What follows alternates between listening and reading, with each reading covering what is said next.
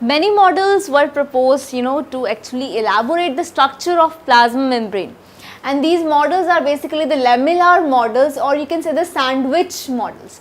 Now, why they are called sandwich models, that you will see in the image. As you can see that this phospholipid bilayer, it is actually in between these two protein layers, right.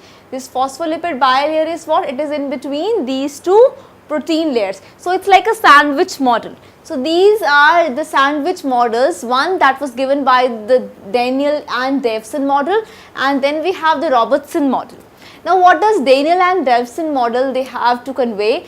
They said that there is a 4 molecular structure.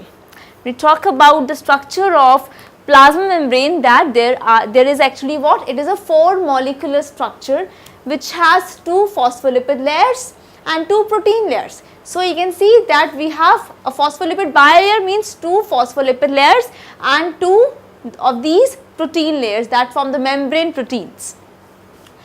And these 2 phospholipid layers, as you see, the polar heads of the phospholipid layer, they are directing towards the proteins. They are directing towards the proteins, and the force that is holding them together is what? It is the electrostatic force. It is the electrostatic force. And these phospholipid bilayers, you can see this fatty acid chain, I told you that that they are actually going to be like this. So, you can see how they are actually arranged, and the force that actually is holding them together, that is a hydrophobic force or the van der Waals force, which is a very weak force. So, the force that is holding them together is what? The hydrophobic force or the van der Waals force. So, the force that is there between these polar heads and the protein molecules, this is the electrostatic force. And the force that is there, which is because of this phospholipid bilayer fatty acid chains, you can see the force that is responsible for the attraction is what? It is a hydrophobic force or the van der Waals force. So, this is the sandwich model which is proposed by Daniel and Davison, the Daniel and Davison model, which is actually conveying that it is a 4 molecular structure wherein we have the 2 phospholipid layers and the 2 protein layers. After this, there was a slight modification, and there came the Robertson model. Now, the Robertson model actually conveys what is the difference when we talk about the Robertson model. The first major difference was that the proteins that were present on the outer layer and on the inner layer, they were different. Means there was mucoid protein on the outer side and non-mucoid protein on the inner side. So, this was the major difference that was there. Means Robertson actually worked on the membrane of the RBCs, the red blood cells.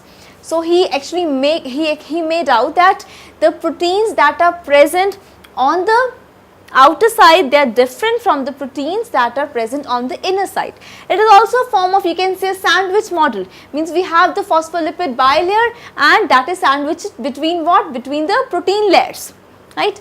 So, he said that there is a trilaminar membrane. How this is a trilaminar membrane?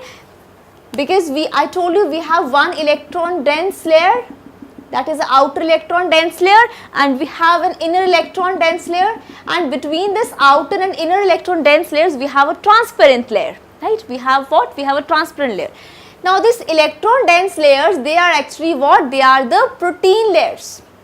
They are what? They are the protein layers, and the middle one, which is a transparent layer, it is actually the layer which is having this phospholipid bilayer, which is having what? This phospholipid bilayer. So, electrodense outer and inner layer, they are the protein layers, and the inner, the middle one, the transparent layer, is actually forming what? The phospholipid bilayer here. So, the lipid bilayer is covered on 2 surfaces by extended or beta protein molecules. So, you can say that this lipid bilayer, it is actually covered by these protein layers, which is actually what? The extended beta protein molecules.